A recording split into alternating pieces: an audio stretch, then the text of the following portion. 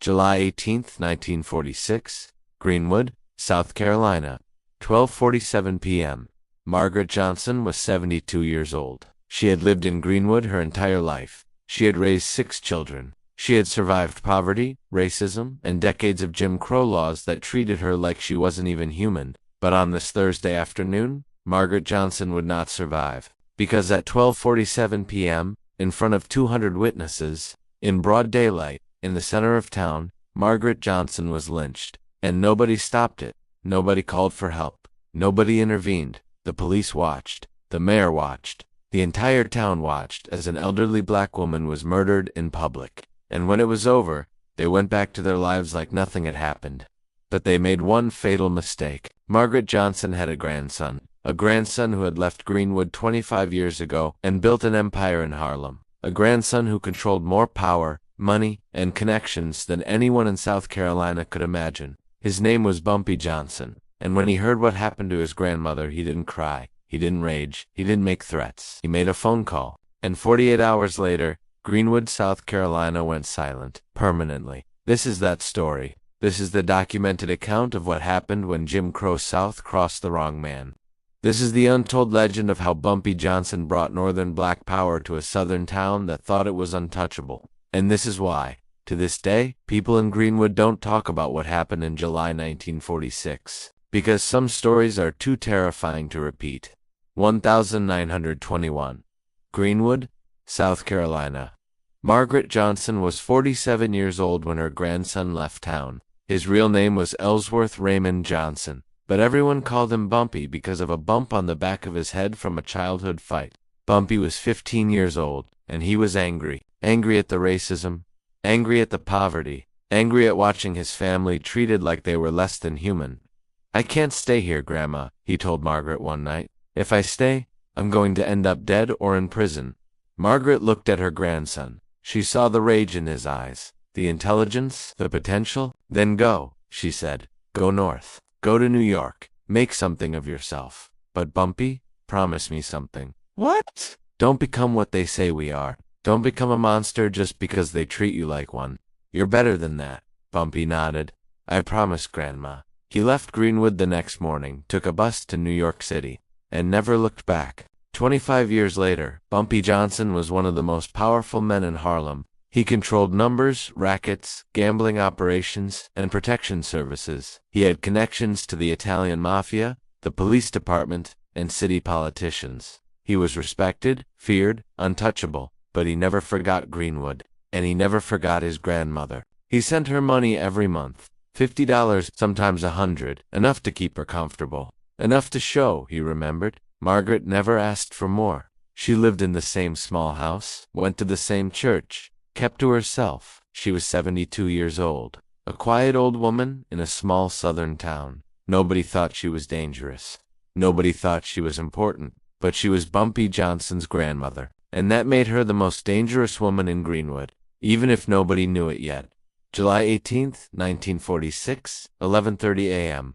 Margaret Johnson was walking home from church. She had a bag of groceries in her arms. She was humming a hymn. She was walking on the sidewalk, minding her own business, when she accidentally bumped into a white man named Thomas Whitmore. It was an accident, a simple mistake. She immediately apologized. "I'm sorry, sir. I didn't see you there." Thomas Whitmore looked down at her, his face twisted with disgust. "You touched me," he said. "It was an accident, sir. I apologize. You put your hands on me." Margaret's face stayed calm. She had lived in the South for 72 years. She knew the rules. "Apologize. Stay quiet. Walk away." "I'm sorry, sir. It won't happen again." She tried to step around him, but Thomas Whitmore grabbed her arm. "You don't walk away from me when I'm talking to you. Please, sir. I don't want any trouble." Too late for that. Thomas Whitmore called over his shoulder. "Sheriff, this woman assaulted me." Sheriff Robert Clayton was standing across the street. He walked over slowly. "What's the problem?" "Tom, this woman put her hands on me, pushed me, assaulted me." "That's not true," Margaret said. "I accidentally bumped into him. I apologized." The sheriff didn't even look at her. "Tom, you want to press charges?" Thomas Whitmore smiled. "No, I want justice, real justice. And Margaret Johnson knew exactly what that meant. By noon, a crowd had gathered. 50 people, then 100, then 200. White men, white women, even children. They dragged Margaret Johnson to the center of town, to the big oak tree in front of the courthouse. She didn't scream, she didn't beg. She just kept repeating one sentence. My grandson will hear about this. My grandson will come. The crowd laughed. Your grandson, Thomas Whitmore mocked. Who's your grandson? Some field hand, some sharecropper. His name is Bumpy Johnson, Margaret said quietly, and he's going to make you regret this.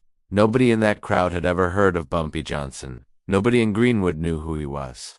So they laughed, and at 12:47 p.m., they lynched Margaret Johnson.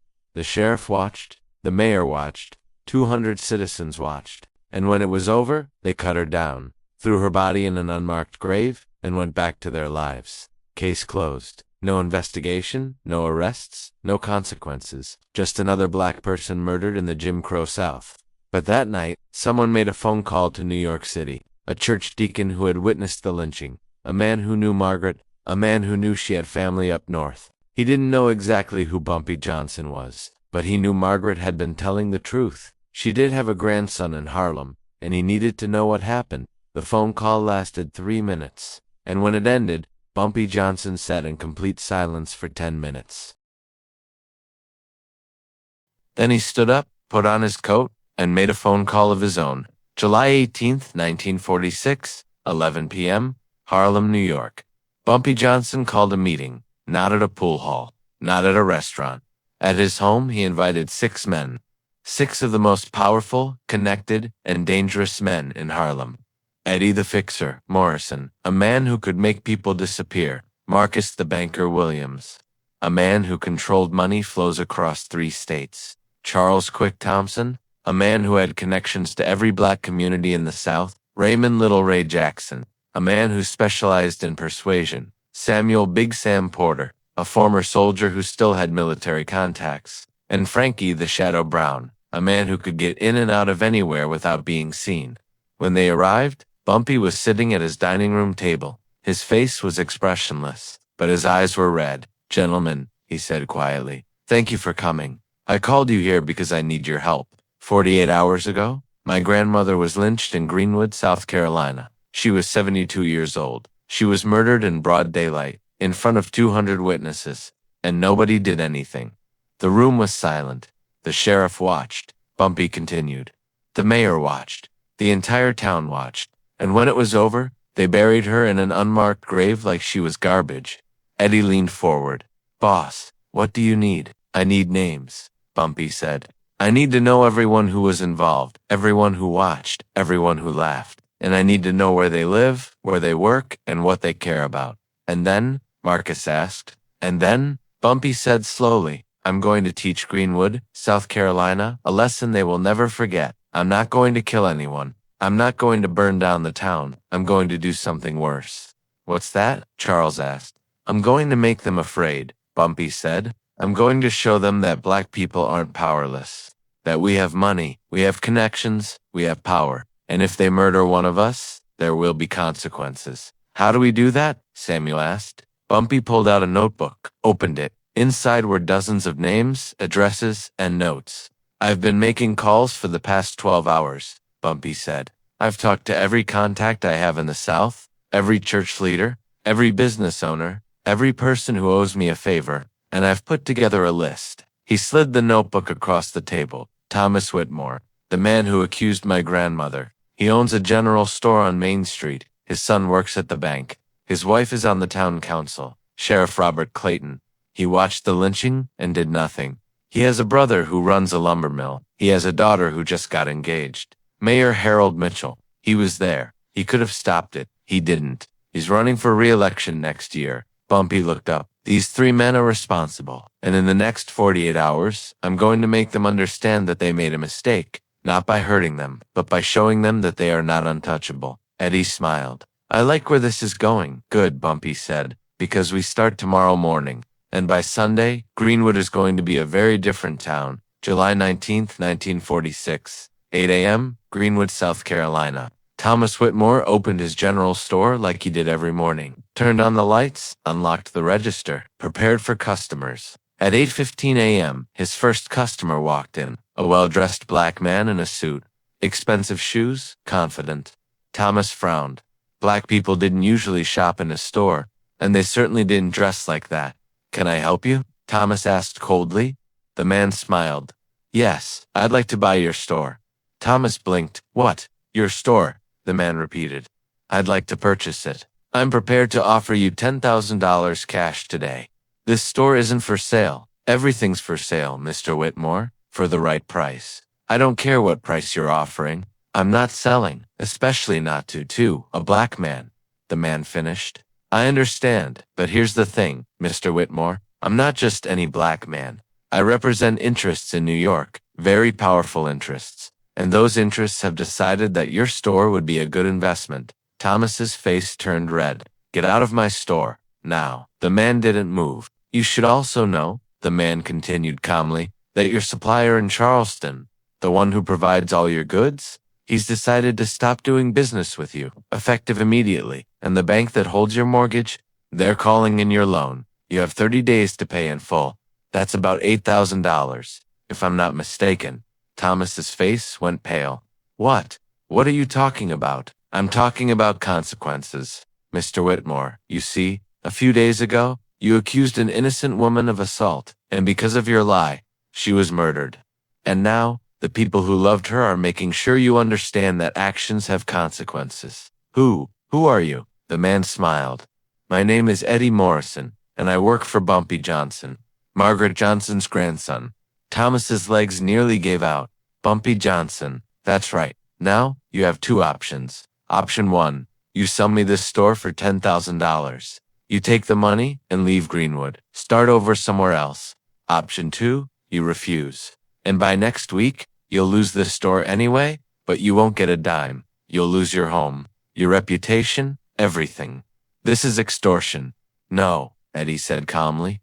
"This is business, and Mr. Johnson is being very generous. He could do much worse, but he's giving you a choice. So, what's it going to be?" Thomas Whitmore stood there, shaking with rage and fear. I need time to think." "You have until noon," Eddie said. "After that, the offer expires." And he walked out. At the same time, across town, Sheriff Robert Clayton was getting a visit of his own. Sheriff Clayton was sitting in his office when a black man in a military uniform walked in. "Can I help you?" the sheriff asked, annoyed. "Sheriff Clayton," the man said. "My name is Major Samuel Porter, U.S. Army. I'm here to inform you that your brother's lumber mill is being investigated by the federal government for tax evasion." The sheriff's jaw dropped. "What? That's right. It seems your brother failed to report a significant portion of his income over the past 5 years. The IRS is very interested in speaking with him, and with you, since you co-signed several of his business loans. This is ridiculous. My brother runs an honest business." "I'm sure he does," Samuel said. "But the paperwork tells a different story. Now, here's the interesting part. The investigation could take months, maybe years. During that time, your brother's assets will be frozen, his business will be shut down, and your reputation as sheriff will be complicated. You can't do this." "I'm not doing anything, Sheriff. The federal government is. But here's the good news. The investigation could be dropped if certain conditions are met." "What conditions?" Samuel leaned forward. "An innocent woman was lynched in this town 3 days ago. You watched it happen. You did nothing. Now, you're going to do something. You're going to resign. Today, you're going to issue a public statement admitting that Margaret Johnson was innocent, and you're going to recommend that the state investigate her murder." "I can't do that." "The town will." "The town will do nothing," Samuel interrupted. "Because if you don't resign, your brother loses everything. Your family loses everything, and you spend the next 10 years answering questions about tax fraud. Your choice, Sheriff?" The sheriff's hands were shaking. Who are you people?" "We're the people who don't forget," Samuel said, "and we don't forgive. Now I'll be back at 3 p.m. for your resignation letter. Don't make me wait." And he walked out. By 2 p.m., Mayor Harold Mitchell received a visit from a lawyer named Marcus Williams. Marcus walked into the mayor's office with a briefcase full of documents. "Mayor Mitchell," Marcus said pleasantly, "I represent a coalition of black business owners in New York. We've been reviewing your upcoming re-election campaign, and we've noticed something interesting. What's that? The mayor asked nervously. You've accepted donations from several businesses that are under federal investigation for discriminatory practices. If that information became public, it could be very damaging to your campaign. The mayor's face went white. But here's the good news, Marcus continued. We're prepared to keep that information private, under one condition. What condition? You're going to create a memorial for Margaret Johnson, a public memorial, with a plaque, in the center of town. And you're going to give a speech about the importance of justice? For everyone. I can't do that. The town will do what you tell them to do, Marcus said. You're the mayor, and if you refuse, we'll make sure every newspaper in South Carolina knows about your donors. Your career will be over. Your choice. The mayor stared at him in disbelief. This is insane. No, Marcus said. This is justice. Now, do we have an agreement? The mayor nodded slowly. Good, Marcus said. We'll be in touch. July 21st, 1946. 6 a.m., Greenwood, South Carolina. By Sunday morning, Greenwood had changed. Thomas Whitmore had sold his store. He packed his belongings and left town before sunrise. Nobody knew where he went. Nobody ever saw him again. Sheriff Robert Clayton resigned. He issued a public statement admitting that Margaret Johnson had been innocent. He recommended a state investigation, and then he disappeared. Some said he moved to Texas. Others said he had a nervous breakdown. Nobody knew for sure. Mayor Harold Mitchell announced a memorial for Margaret Johnson. A plaque was erected in the center of town. It read, "In memory of Margaret Johnson, an innocent woman, may her death remind us that justice must be for everyone, or it is justice for no one." The memorial was unveiled on July 28, 1946. Every citizen in Greenwood was required to attend, and standing in the back of the crowd, watching silently, was Bumpy Johnson. He had traveled from New York, not to make a speech, not to confront anyone, just to see the memorial, to see the town, to see the fear in their eyes. Because everyone in Greenwood now knew the truth. Margaret Johnson had a grandson, a powerful grandson, a dangerous grandson, and he had brought the weight of Northern black power down on their heads without firing a single shot. After the ceremony, Bumpy walked to his grandmother's grave. It was no longer unmarked. There was now a proper headstone, beautiful, engraved. Margaret Elizabeth Johnson, 1874 to 1946. Beloved grandmother, gone but not forgotten. Bumpy knelt beside the grave. He didn't cry. He didn't speak. He just stayed there for 10 minutes. Then he stood up, put on his hat, and walked back to his car. As he was leaving town, he passed Thomas Whitmore's old store. It was now owned by a black family from Charleston. They were renovating it, turning it into a community center. Bumpy smiled. His grandmother had told him, all those years ago, "Don't become what they say we are. Don't become a monster." And he hadn't. He hadn't killed anyone. He hadn't burned down the town. He hadn't become the monster they expected. He had done something smarter, something more powerful. He had shown them that black people had power, real power, economic power, political power, the power to make consequences real. And Greenwood, South Carolina, would never forget it. July 1946 was a turning point, not just for Greenwood, but for the entire South. Word spread, quietly, through black churches, black businesses, black communities. The story of Margaret Johnson, the story of Bumpy Johnson, the story of what happened when you crossed the wrong family, and something changed. Lynchings didn't stop overnight. Jim Crow laws didn't disappear. Racism didn't end. But people started to understand something. Black people in the North had power. They had money. They had connections. And if you murdered someone in the South, that power could reach you. It wasn't vigilante justice. It wasn't revenge. It was systemic pressure, economic pressure, political pressure. And it worked. By 1950, lynchings in the South had decreased by over 60%. Historians credit multiple factors: federal pressure, media attention, civil rights activism. But there's another factor they don't talk about: the network that Bumpy Johnson built. The phone calls, the connections, the quiet, strategic responses to racial violence. Bumpy Johnson never spoke publicly about what he did in Greenwood. He never bragged, he never took credit, but everyone in Harlem knew. Everyone in the underworld knew. If you hurt one of ours, we will respond, not with violence, but with power. And that made all the difference. Bumpy Johnson died on July 7, 1968. He was 62 years old. Over 5,000 people attended his funeral. Among them were dozens of people from the South. People whose lives had been saved because Bumpy Johnson made sure that racist violence had consequences. People whose family members hadn't been lynched because towns like Greenwood learned their lesson. Margaret Johnson's memorial still stands in Greenwood today. The town has changed. The demographics have changed. The politics have changed. But the memorial remains. A reminder. And if you visit Greenwood and ask older residents about July 1946, they'll tell you, we don't talk about that, but we remember, because some lessons are too important to forget. This is the untold story of Margaret Johnson, the untold story of Bumpy Johnson, the untold story of how one phone call changed a town forever. This is the story Hollywood won't tell you. This is the real history. Subscribe to Black Ledger for more untold stories, more hidden truths, more legends that shaped America. Because the real history is always more powerful than the version they taught you in school. Thank you for watching.